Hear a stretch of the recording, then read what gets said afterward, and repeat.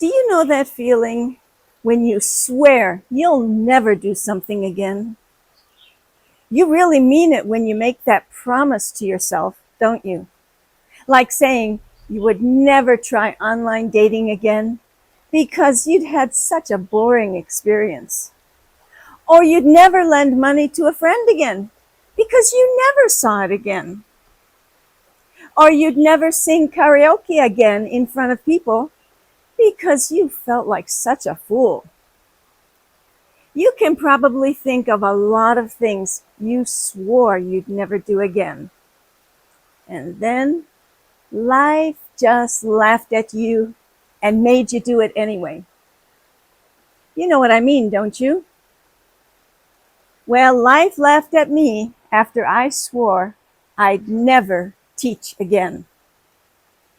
I learned a very big lesson, and I'll tell you just what that lesson was in the last part of this video. So stick around. Hi, I'm Kate. I make videos about the joy of living in Indonesia, and this is my YouTube channel, KateGypsy. I encourage people to create a more adventurous lifestyle for themselves. Yes, way back in the late 1960s, I was living in California, and I taught Spanish for 6 years at 3 different high schools. And let me tell you, I really didn't like it.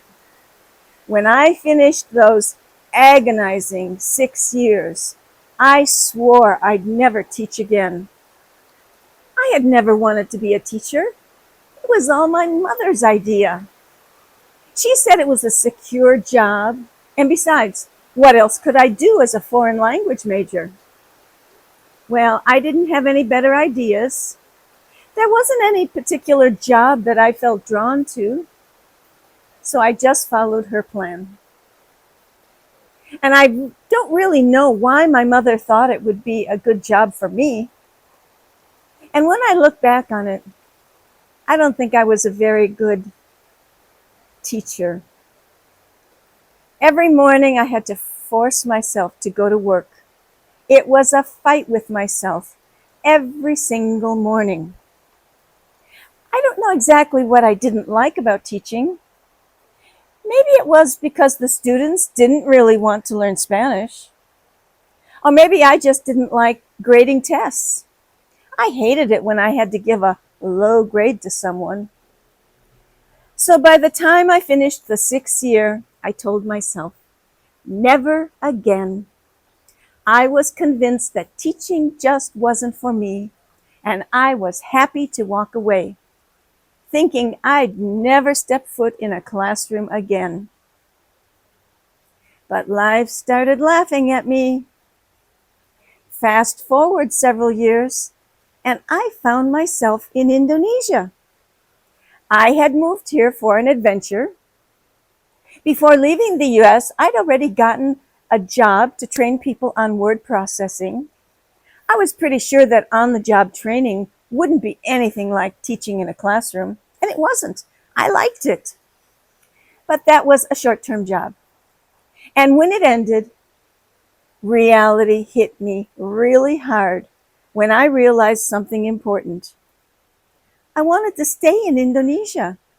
I wasn't ready to leave, so I needed another job. That's when I had to face the cruelty of my situation. The most obvious option for me was teaching English. I'd been a Spanish teacher. Surely I could teach my own native language. And English teachers were in demand in Indonesia. And friends had told me to just show up at one of the private language schools. I hesitated. I remembered how much I hated teaching back in the US, and I really didn't want to go down that road again. But when you need a paycheck, sometimes you just can't be picky. So, very reluctantly, I took a job teaching English at a private language school. My intention was that it would only be temporary, just a way to make ends meet until I figured out what else I could do with my life. At that point, I didn't know how long I'd stay in Indonesia. I'd only been there a few months, but I didn't have plans to leave, so I had to support myself. So, yep, getting a job to teach English as a foreign language was easy, and I started doing that almost immediately. But here's the real kicker. Something completely unexpected happened. I started enjoying it.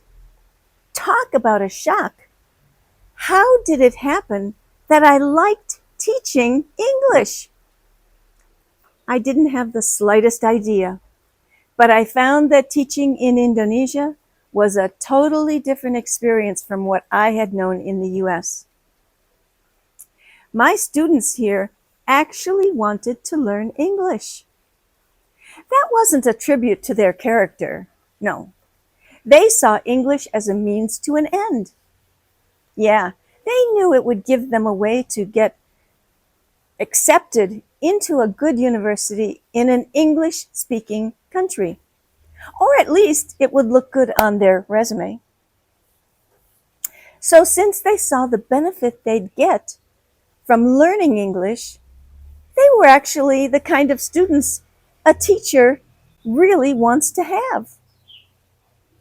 What a world of difference. Gone were the days of trying to convince students, teenagers at that they should care about learning Spanish. Here I had students who asked appropriate questions, did their homework, and made a real effort to do well in class. It was refreshing. And yes, as I said, I found it shocking. So now you want to know what the lesson I learned was, right? The lesson I promised to reveal at this point in the video. I think many of you already know what my lesson was, right? The lesson was never say never. Life has a funny way of bringing things back around, often in ways you would never expect. When I quit teaching, who would have ever thought that I'd eventually end up teaching in Indonesia and loving it? Not me, that's for sure. And if I had stuck stubbornly to my never teach again mindset, I would have missed out on an experience that gave me a good reason to stay in Indonesia. If that experience had been unpleasant, if I had disliked teaching like I did in the States, how would I have managed to stay in Indonesia? My life would have had to take a very different path. And believe me, I'm really happy with how my life has turned out. And now I can even thank my lucky stars that my mother insisted I become a teacher, and that I was then able to use that skill here. Looking back on how teaching ended up giving me a life made me think about how often we box ourselves in with rigid ideas about what we will or won't do. It's so easy to swear off something because of one bad experience. But sometimes we just need to make a few changes to the setting to see things in a new light. So if you ever find yourself declaring, "I will never do this again," be careful. Life might just be waiting to prove you wrong. And who knows, you might end up loving the very thing you thought you'd gotten rid of forever.